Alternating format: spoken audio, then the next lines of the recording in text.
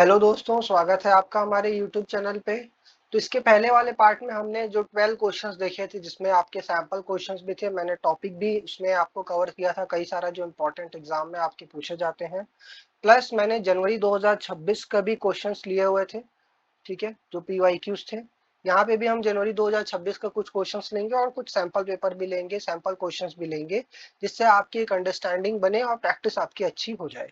ठीक है, सबसे पहला जो क्वेश्चन है वो आपका लिस्ट ए और लिस्ट टू में मैच कराना है, और ये आपका जनवरी 2026 में आया हुआ क्वेश्चन है, पूछा हुआ क्वेश्चन है। इसमें आपसे बोलता है कि बताइए ह्यूमन रिसोर्स वैल्यूएशन अप्रोचेस है, वो आपको गिवन है।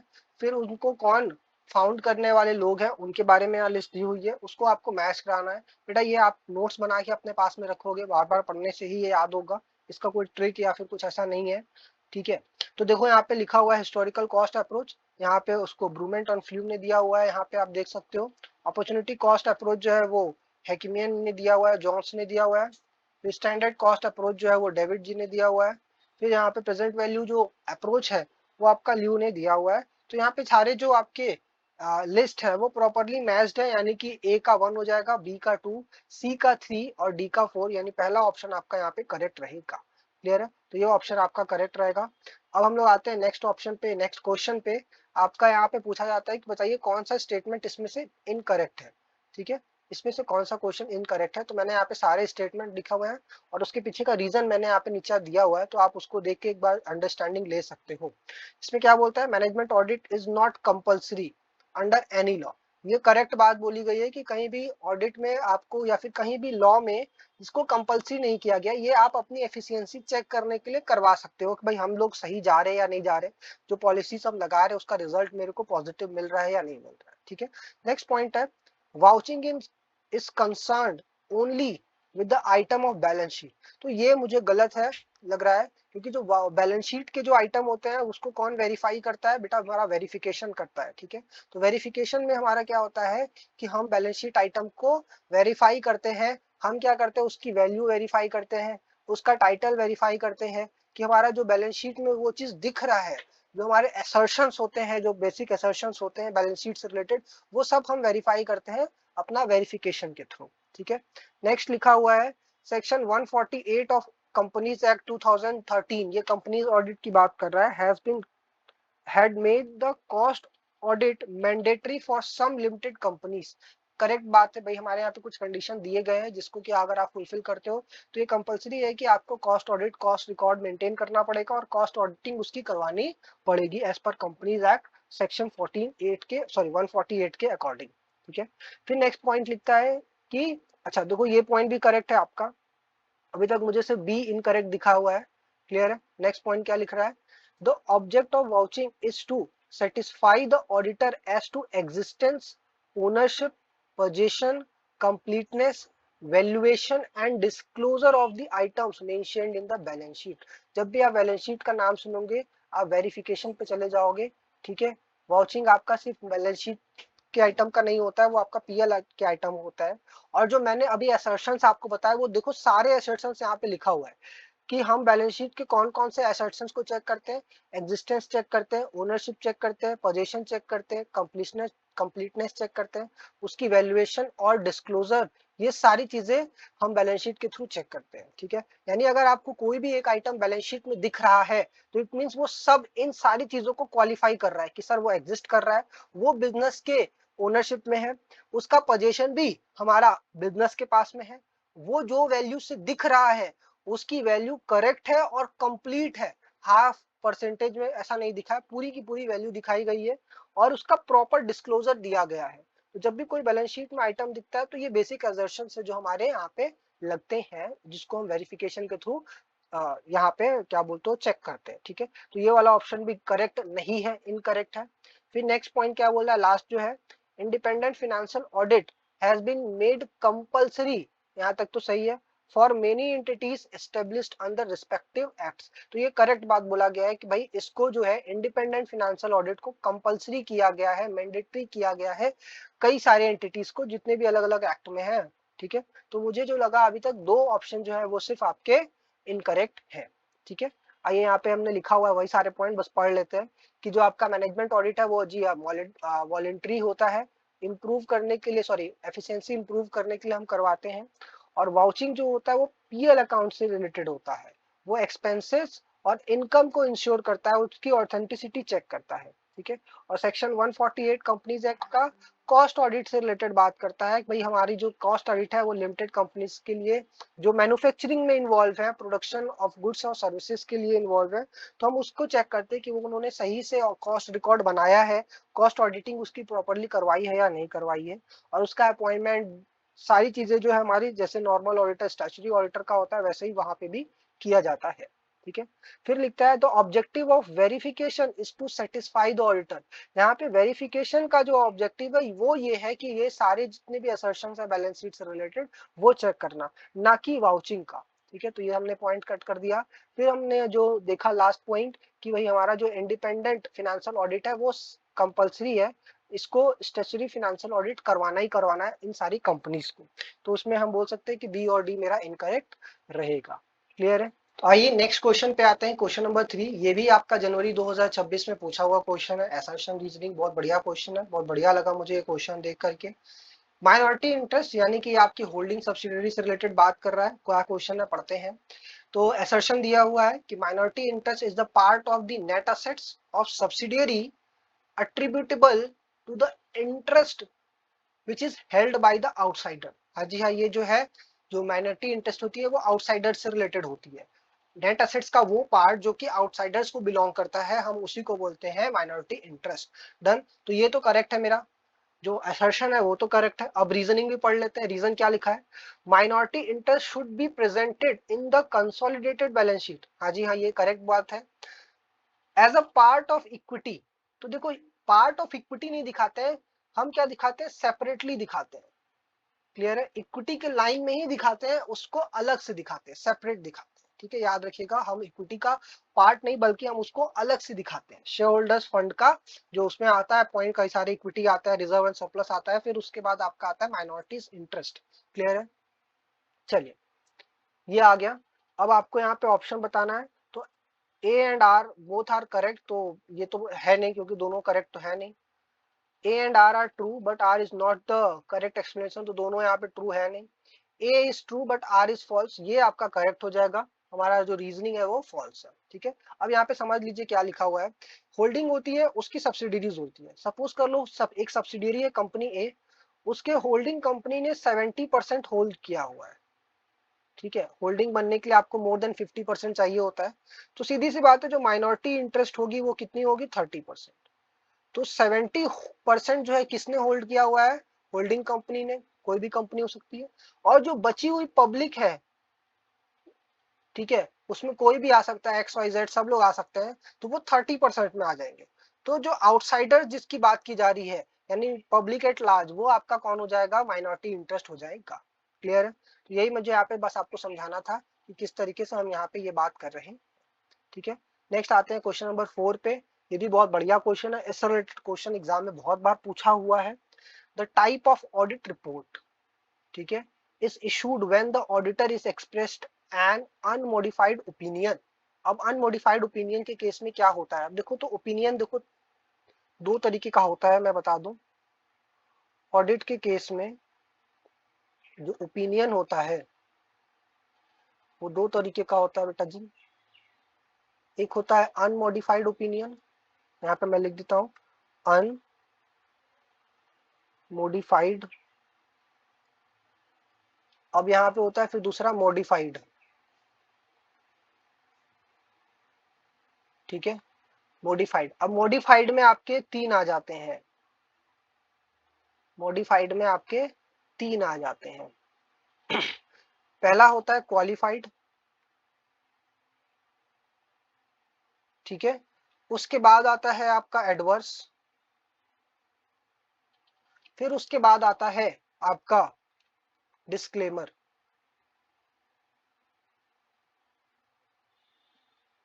देखा जाए तो डिस्क्लेमर कहीं से भी ओपिनियन नहीं है, मैं आपको सारा पॉइंट बताऊंगा ये सारी चीजें। डिस्क्लेमर में हम क्या करते हैं, ओपिनियन देने से बचते हैं, अपने आप को उस सिचुएशन से बाहर निकाल लेते हैं कि भाई मुझे डिस्क्लेमर मतलब ओपिनियन नहीं देना है। डिस्क्लेमर ऑफ ओपिनियन लिखा जाता है कि हम ओपिनियन देने से अपने आप को बचाना चाहते हैं। ठीक है, तो ये पॉइंट हो गया। तो मैंने क्या बताया, आपका ओपिनियन जो होता है वो दो तरीके का होता है मेजरली, एक होता है अनमोडिफाइड और दूसरा होता है मॉडिफाइड। अनमोडिफाइड में क्या होता है, आपका जो स्टैंडर्ड्स ऑन ऑडिटिंग 700 है उसमें बताया गया है, 700 में बताया गया है कि भाई आपका ऑडिट रिपोर्ट कैसा होना चाहिए। ठीक है, अगर आपका जो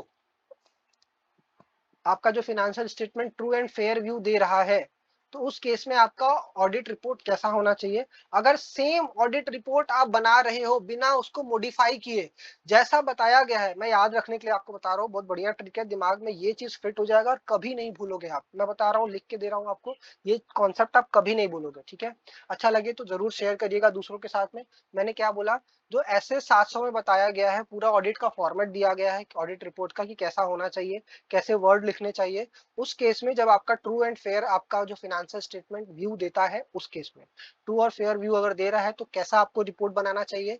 अगर वही एज इट इज आप दे देते हो रिपोर्ट बिना मॉडिफाई किए हुए, तो वो आपका अनमॉडिफाइड ओपिनियन हो जाएगा। वो कब दिया जाता है, जब आपकी चीजें ट्रू एंड फेयर दिखा रही है। तो ये बहुत बार कंफ्यूजन होता है कि अनमॉडिफाइड क्यों लिखा हुआ है, तो इसका मतलब ये है। ठीक है, बट अगर आप मॉडिफाई करते हो, और मॉडिफाई कब करोगे, जब आपका जो फिनेंशियल स्टेटमेंट है वो ट्रू एंड फेयर व्यू नहीं दे रहा है, उस सिचुएशन में आपको अपना रिपोर्ट एज इट इज 700 की तरह नहीं दिखा करके उसमें कुछ मॉडिफिकेशन करते हो, तो इसको बोलते हैं मॉडिफिकेशन ऑफ ओपिनियन या मॉडिफाइड रिपोर्ट। अब उसमें तीन आते हैं बेटा, एक होता है क्वालिफाइड, एडवर्स और डिस्क्लेमर। किस बेसिस पे हम क्वालिफाइड देते हैं, एडवर्स देते हैं और डिस्क्लेमर देते हैं, वो यहाँ पे मैंने लिखा हुआ है, आपको सब अच्छे से समझाऊंगा, बहुत ध्यान से सुनना मेरी बात को। Nature of matter giving rise to modification, ऐसी कौन सी चीजें हैं जो मॉडिफिकेशन के लिए प्रभावित कर रही हैं। सबसे पहले मैंने बताया कि ट्रू एंड फेयर व्यू नहीं दे रहा है, और कब ट्रू एंड फेयर व्यू नहीं देगा, जब आपका फिनेंशियल स्टेटमेंट मैटेरियली मिसस्टेटेड है। मैटेरियली मिसस्टेटेड का मतलब जो मेन चीजें हैं, जो बड़ी बड़ी चीजें हैं, जो इंपॉर्टेंट पार्ट है आपका फिनेंशियल स्टेटमेंट का, वही गलत दिखाया गया है सर, वही गलत दिखाया गया है। क्लियर है, वही गलत दिखाया गया है। और वो गलती भी कैसी है, एक होता है बेटा परवेसिव, दूसरा होता है मतलब परवेसिव होता है, सॉरी ये वाला परवेसिव है और दूसरा परवेसिव नहीं है। अब परवेसिव का मतलब क्या होता है, यहाँ पे परवेसिवनेस लिखा हुआ है, यहाँ पे पढ़ लेते हैं। Auditor's judgment about the pervasiveness of the effect और possible effects on the financial statement. ये इफेक्ट और पॉसिबल इफेक्ट क्या लिखा है मैं बताऊंगा बढ़िया से आपको। तो पहले परवेसिवनेस का हमें मतलब समझना है। परवेसिवनेस का मतलब होता है कि कोई भी चीज जो कि आपके पूरे फिनेंशियल स्टेटमेंट में फैली हुई है, पूरे फिनेंशियल स्टेटमेंट में फैली हुई है। फॉर एग्जाम्पल मैं बात कर लूं, अगर मान लो आपका डेटर डेटर वो गलत बताया गया है, डेटर का अमाउंट मेरा मैच नहीं कर रहा है, सही नहीं है, तो डेटर बेटा आपका कहां से आता है, सीधी सी बात है सर, क्रेडिट सेल से आता है। और क्रेडिट सेल आपका पार्ट रहता है किसका, टोटल सेल्स का। और आपको मालूम है कि टोटल सेल्स अगर गलत रहेगा, तो उसके बेसिस पे हम लोग कई सारे एक्सपेंसेस का कैलकुलेशन करते हैं, मैचिंग प्रिंसिपल के बेसिस पे। ठीक है, और सेल्स से बहुत सारी चीजें रिलेटेड है, यानी कि आपका ग्रॉस प्रॉफिट, नेट प्रॉफिट, फिर उसके बाद की जितने भी कैलकुलेशंस है, टैक्स का कैलकुलेशन, वो सारी चीजें आपका क्या होती है, सेल्स से कहीं ना कहीं रिलेटेड होती है। क्लियर है, ठीक है। तो ये बहुत इंपॉर्टेंट है कि आपका सेल्स सही होना चाहिए। अगर सेल्स में गड़बड़ हुआ, डेटर में गड़बड़ हुआ, तो इसका मतलब इसका जो बोल सकते हो, इसका जो गलती है वो हर जगह पूरे फिनेंशियल स्टेटमेंट में आपको मिलेगा देखने को। ठीक है, सपोज एक और एग्जांपल लेता हूं, मान लो आपने डेप्रिसिएशन गलत निकाला। तो डेप्रिसिएशन गलत निकाला क्यों, क्योंकि एक आपका फिनेंशियल सॉरी एक फिक्स एसेट्स था जिसकी वैल्यू आपने मतलब गलत नोट की है। हो सकता है कैरी फॉरवर्ड करने में कुछ गड़बड़ी हो गई या फिर जो भी हुआ हो, उसकी वजह से आपका ये जो अमाउंट है डेप्रिसिएशन ये गलत दिख रहा है। तो इस ये गलती तो है, फिक्स एसेट भाई मेरा मटेरियल पार्ट है, एक मेजर पार्ट होता है, बट इसका जो गलती है वो हर जगह फैला हुआ नहीं है, हर जगह फैला हुआ नहीं है। आप बोल सकते हो सर डेप्रिसिएशन की वजह से मेरा नेट प्रॉफिट का गड़बड़ी होगा। ठीक है, तो अगर डेप्रिसिएशन मैं सुधार लूं तो वो नेट प्रॉफिट सही हो सकता है। लेकिन अगर मैं बोलूं कि ये जो गलती है एक तरीके से इसके कंपैरिजन में उतनी परवेसिव नहीं है, उतनी फैली हुई नहीं है। ठीक है, तो ये ऑडिटर का जजमेंट होता है कि कोई भी आइटम परवेसिव है या नहीं। It's auditor judgement about the pervasiveness. Pervasiveness को जज करने का जो काम है वो किसका है, ऑडिटर का है। तो पहले मैंने क्या बताया कि मुझे पहले चेक करना है कि मैं जो मेरा फिनेंशियल स्टेटमेंट है वो मैटेरियली मिसस्टेटेड है। ठीक है, दूसरा परवेसिवनेस मुझे चेक करना है कि वो चीज जो गड़बड़ी है वो क्या हर जगह फैली है या कुछ जगह पे सीमित है। ठीक है। अगर वो फैली हुई है, मटेरियल गलती है और वो गलती फैली हुई भी है, हर जगह पे मिलेगा, उसका इम्पैक्ट या इफेक्ट हर जगह पे है, तो उस केस में क्या होगा। दूसरा, अगर मटेरियल तो है, जैसे हमारा फिक्स असेट्स वाला पॉइंट था, बट परवेसिव नहीं है, सर ऐसी गलती कभी कभी मान लो हो जाती है, क्या दिक्कत है, ठीक है। तो ये हो गया एक पॉइंट, यहाँ पे आपको ये समझ में आया। अब यहाँ पे हम लोग समझ लेते हैं कि यहाँ पे क्या दिया हुआ है। Financial statement are materially misstated, ठीक है। अच्छा, एक बात आप ये समझ लीजिएगा कि हमने क्या बोला यहाँ, सर मेरा financial statement true and fair view नहीं दे रहा है, मेटेरियली मतलब मिसस्टेटेड है, ठीक है। और ये हम कब बोल पाते हैं, जब हमने sufficient and appropriate audit evidence collect कर लिया है, उस बेसिस पे हम बोल पा रहे हैं। हमने क्या बोला, सर आप ये कब बोल पाते हो कि आपका जो फिनेंशियल स्टेटमेंट है वो ट्रू एंड फेयर व्यू दे रहा है, जब आप sufficient and audit appropriate audit evidence आपने कलेक्ट कर लिया है कि हाँ जी हाँ मैं श्योर हूँ 100% कि यहाँ पे गड़बड़ी हुई है, ये फिनेंशियल स्टेटमेंट मैटेरियली मिसस्टेटेड है, ये हम श्योरिटी के बाद ही बोल पाते हैं, ठीक है। और दूसरा सिचुएशन होता है जब आप ये मतलब आपको लग रहा है कि गड़बड़ी है, लेकिन आपने ऑडिट एविडेंस पूरा कलेक्ट नहीं कर पाए हो, inability to obtain sufficient appropriate audit evidence, आप SAAE सही से नहीं ले पाए हो। सर इसका मतलब ऑडिटर ने काम सही से नहीं किया है, उसको आपको जो है फिर से काम करना चाहिए, ऐसा बात नहीं है। देखो होता क्या है, कभी कभी इस तरीके से प्लान किया जाता है, कभी कभी इस तरीके से चीजों को बनाया जाता है कि ऑडिटर कितना भी मेहनत कर ले, इनहेरेंट लिमिटेशन जो होती है उसकी वजह से ऑडिटर कितना भी मेहनत कर ले, ऑडिट एविडेंस नहीं निकाल सकता है। इतने प्लान तरीके से चीजों को छुपाया जाता है कि ऑडिटर अपनी सारी एक्सपीरियंस नॉलेज एक्सटर्नल जितने भी वो चीजें सब लेकर के, लेकिन ऑडिटर को लग रहा है, उसको ये लग रहा है उसकी जजमेंट या उसके नॉलेज की कि हाँ तो गड़बड़ी है, तो उस केस में क्या होगा, ठीक है। पहले हमारे यहाँ पे दो केस हमने यहाँ पे देखे कि भाई हमारा हम सफिशिएंट ऑडिट एविडेंस ले चुके हैं कि मटेरियल मिसस्टेटेड है, दूसरा हम नहीं ले पा रहे हैं, हम नहीं ले पा रहे हैं।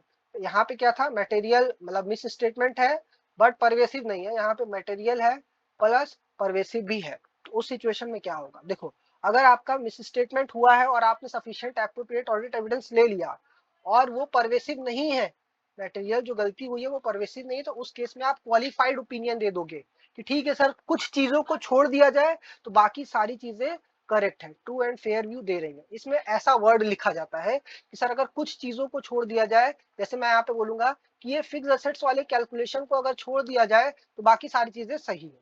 ऐसा नहीं कि हम सबको गलत बोल देंगे ना, जो मेरी गलती है उसको हम बताएंगे, सर इसको छोड़ दिया जाए तो बाकी सारी चीजें सही है।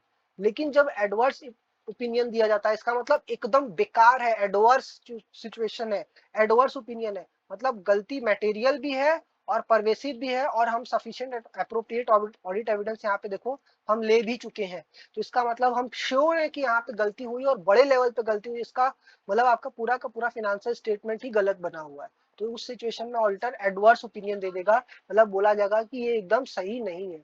बहुत रेयर एंड रेयर केस होता है जहां पे ऑडिटर इस तरीके का ओपिनियन देता है, ठीक है। अब हम लोग बात करेंगे यहाँ पे ये सिचुएशन जब ऑडिटर को डाउट है, मतलब श्योर है कि गलती है बट वो ऑडिट एविडेंस नहीं खोज पा रहा है, उससे रिलेटेड अपनी बात को साबित करने के लिए नहीं बता पा रहा है, और ऐसी गलती है जो परवेसिव नहीं है, गलती तो है वो श्योर है, ऑडिट एविडेंस नहीं ले पा रहा है, इसलिए वो क्या देगा यहाँ पे क्वालिफाइड देगा, ठीक है। अच्छा, मुझे यहाँ पे ये समझना है कि जब भी कोई ऐसा सिचुएशन आए जहाँ पे परवेसिव नहीं है मटेरियल है, तो दोनों सिचुएशन में मुझे क्या देना होगा, क्वालिफाइड ओपिनियन देना होगा। लेकिन जहां बात आती है परवेसिवनेस की, अगर ऑडिट एविडेंस आपने कलेक्ट कर लिया है तो एडवर्स ओपिनियन दे दो, नहीं कर पाए हो ऑडिट एविडेंस कलेक्ट बट आपको लग रहा है कि जो गलती वो परवेसिव है, पूरा पूरा बैलेंस शीट फाइनेंशियल स्टेटमेंट गलत है, तो उस केस में आप ओपिनियन नहीं दोगे, अपने आप को डिस्क्लेम कर लोगे, बोलोगे मुझे तो ओपिनियन ही नहीं देना है, मुझे मैं डिस्क्लेमर दे रहा हूँ, मैं ओपिनियन नहीं डिस्क्लेमर दे रहा हूँ। जैसे हर मूवी के बाद में या फिर उसके पहले डिस्क्लेमर आता है ना कि अपने विवेक पे ध्यान लेकर के ऐसा काम करे, तो ये पूरा डिस्क्लेमर दे देता है ऑडिटर,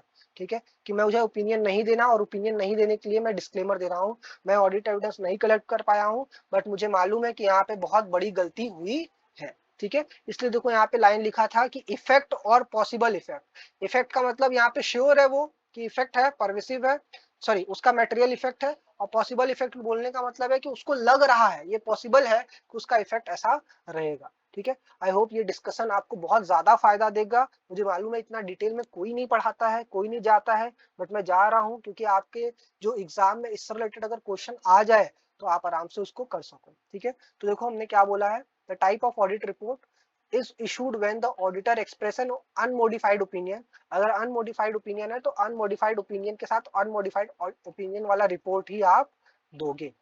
ठीक है, और आपसे अगर पूछे कि क्वालिफाइड कब देते हैं, एडवर्स कब देते हैं और डिस्क्लेमर, तो मैंने यहाँ पे अच्छे से आपको बता दिया, तो आप उसको आराम से टैकल कर सकते हो। क्वालिफाइड के लिए आपको बस ये समझना है कि मटेरियल गलती है, ठीक है, और परवेसिव नहीं है। मटेरियल है बट परवेसिव नहीं है, ठीक है, तो वो दोनों सिचुएशन में आ जाएगा, भले आपके पास मतलब एप्रोप्रिएट ऑडिट एविडेंस है या नहीं है। तो दोनों सिचुएशन में ये चल जाएगा, अगर है और नहीं है, दोनों सिचुएशन। ठीक है, क्लियर। अनमोडिफाइड ओपिनियन हम लोग देख चुके हैं क्या होता है। एडवर्स में आपका क्या हो जाएगा, मटेरियल है, परवेसिव भी है और ऑडिट एविडेंस भी है आपके पास, तीनों पॉइंट टिक कर रहे हैं, तो ये आपका एडवर्स ओपिनियन हो जाएगा। डिस्क्लेमर ऑफ ओपिनियन में क्या होता है, मटेरियल है, परवेसिव भी है, मटेरियल है और परवेसिव भी है बट ऑडिट एविडेंस नहीं है, तो उस केस में हम डिस्क्लेमर ऑफ ओपिनियन देते हैं। ठीक है, ये पीडीएफ आपको टेलीग्राम चैनल से मिल जाएगा, वहां पे देख लीजिएगा, जरूर से पढ़ लीजिएगा अच्छे से। कोई दिक्कत आएगी, कुछ कंफ्यूजन होगा तो आप मुझे बताइएगा। फिर आगे आते हैं, in case of absorption of foreign company the company which is going to be wound up is called. देखो ये सिचुएशन जो है फॉरेन कंपनी का नहीं है, ये सारे सिचुएशन है। मैंने लास्ट वीडियो में जब क्वेश्चन करवाया था आपको तो बताया था कि जो भी कंपनी ट्रांसफर होने जा रही है, ठीक है, एब्जॉर्ब होने जा रही है, उसको हम बोलते हैं ट्रांसफरर। और जो कंपनी परचेज करेगी या एब्जॉर्ब करेगी या सारे एसेट्स और लायबिलिटीज को अपने में ट्रांसफर करेगी, वो हो जाती है ट्रांसफरी कंपनी, एब्जॉर्बिंग कंपनी, जो एब्जॉर्ब करने जा रही है। ठीक है, तो यहाँ पे बात कर रहा है कि कौन जो foreign, in case of absorption of foreign company, तो जो वाउंड अप होने जा रही है, जो बंद होने जा रही है, तो उसको हम क्या बोलेंगे, ट्रांसफरर कंपनी बोलेंगे। ठीक है, नेक्स्ट पॉइंट पे आते हैं, इंटरेस्ट कवरेज रेशियो क्या होता है और उसको और क्या बोलते हैं, तो यहाँ पे बोला जाता है फिक्स्ड चार्ज कवरेज रेशियो। ठीक है, इसका फॉर्मूला क्या होता है, ईबीआईटी अपॉन इंटरेस्ट, बहुत ही बढ़िया सा फॉर्मूला होता है। ठीक है, तो इसका एक बार मैं डिस्कशन भी बता देता हूँ। ठीक है, ये सॉल्वेंसी रेशियो के अंडर में आता है। देखो होता क्या है, मैं बताऊँ आपको। सपोज कर लो आप लोन लेने जाते हो बैंक से, और लोन वाला बोलता है कि मुझे आपका फाइनेंशियल स्टेटमेंट देख के लगता है कि आप लोन नहीं, आपको लोन नहीं मिल पाएगा। आपका फाइनेंशियल स्टेटमेंट मुझे देख के ऐसा लग रहा है कि आपको लोन नहीं मिलना चाहिए, नहीं मिल पाएगा। तो जब कंपनी है वो पूछे कि भाई बताइए ऐसा क्यों आप बोल रहे हो, तो उन्होंने बोला कि आप जो है इंटरेस्ट नहीं दे पाओगे मेरा, आप मेरा इंटरेस्ट नहीं दे पाओगे। उन्होंने पूछा बताइए इंटरेस्ट आपका कितना है, तो उन्होंने बताया सर 1 लाख रुपीज है मेरा इंटरेस्ट। मेरा इंटरेस्ट जो है 1 लाख रुपीज है और मुझे लगता है ऐसा कि आप जहाँ मेरा 1 लाख रुपीज का इंटरेस्ट नहीं दे पाओगे। और कंपनी ने अपना बुक्स ओपन किया, उन्होंने चेक किया कि उसकी ईबीआईटी कितनी है, 5 लाख रुपीज है, 5 लाख रुपीज है। ठीक है, तो कंपनी ने भी बोला कि भाई तुम्हारे जैसा जो इंटरेस्ट है, जो तुम्हारा 1 लाख जैसा इंटरेस्ट है, वो मैं 5 टाइम्स तक दे सकती हूँ। मैं कितना दे सकती हूँ, 5 टाइम्स तक दे सकती हूँ।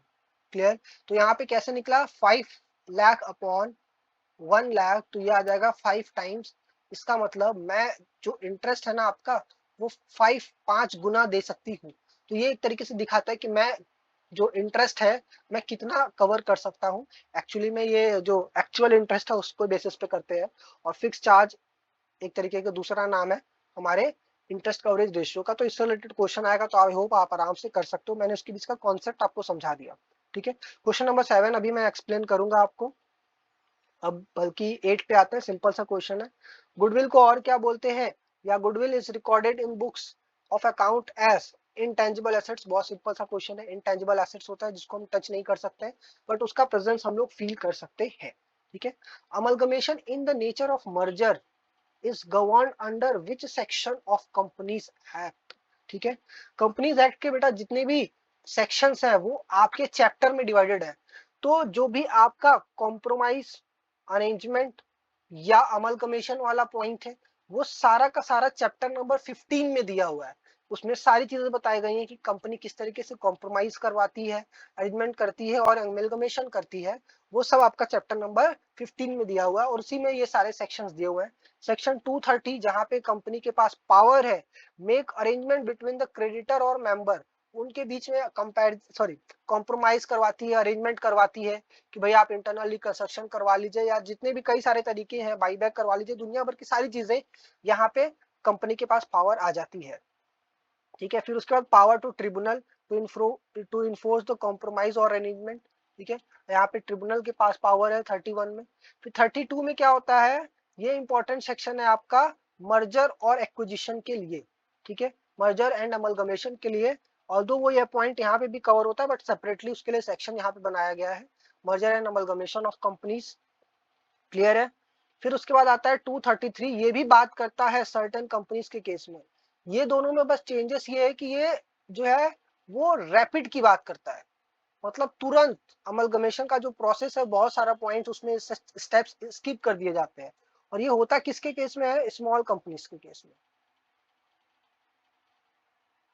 ठीक है, जो छोटी कंपनीज है उस केस में ये चीज जनरली होता है। क्लियर। ओके। फिर 34 में आपका जो है मर्जर और अमलगमेशन जो फॉरेन कंपनी से रिलेटेड है वो यहाँ पे आते हैं 34 में 234 में। 235 में क्या आता है, power to acquire shares of share holder dissenting from scheme और कॉन्ट्रैक्ट अप्रूव बाय मेजोरिटी। ठीक है, अगर कुछ पॉइंट ऐसे हैं जो मुझे नहीं मतलब मुझे नहीं समझ में आ रहे हैं, मैं नहीं कोऑपरेट कर पा रहा हूँ, तो उस केस में कंपनी के पास पावर है। ठीक है, तो इस तरीके से आपके पास में, और इसमें कई सारे सेक्शन है, पूरा 240 तक है, टोटल 11 सेक्शन इस चैप्टर में। एक बार आप रीड कर लीजिएगा, जो इंपॉर्टेंट थे मैंने आपको डिस्कस करवा दिया है। क्लियर।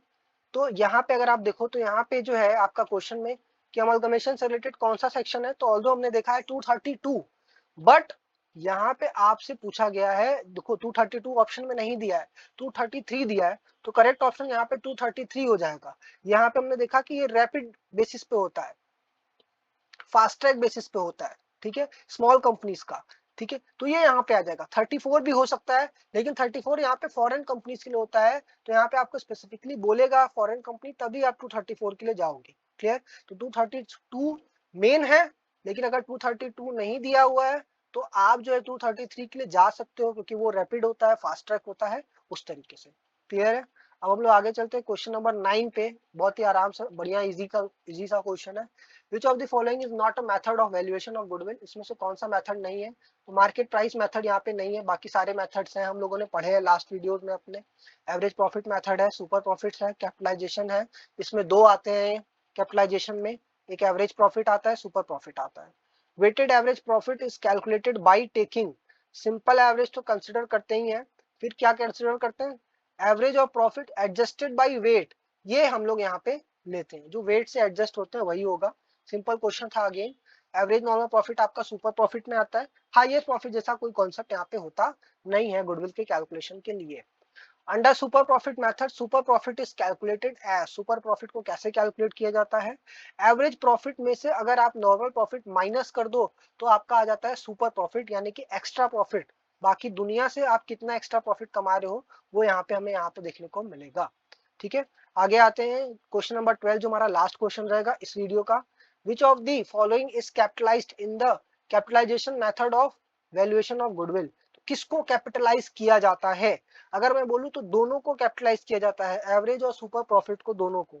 लेकिन जब एवरेज प्रॉफिट से आप कैपिटलाइजेशन करते हो तो उसमें एक्चुअल कैपिटल एम्प्लॉयड माइनस भी करना होता है। तो ये फॉर्मूला जो क्वेश्चन है वो परफेक्ट है किसके लिए, सुपर प्रॉफिट के लिए। ठीक है, देखो बेटा एग्जाम में ऐसे ही क्वेश्चन आपको पूछा जाएगा, दो दो ऑप्शन पॉसिबल लगेगा, लेकिन जो हमारा करेक्ट ऑप्शन जो मतलब जो एकदम क्लोजेस्ट ऑप्शन है हमें उस पर ध्यान देना है। ठीक है, तो थैंक यू फॉर वॉचिंग, मिलेंगे नेक्स्ट वीडियो में।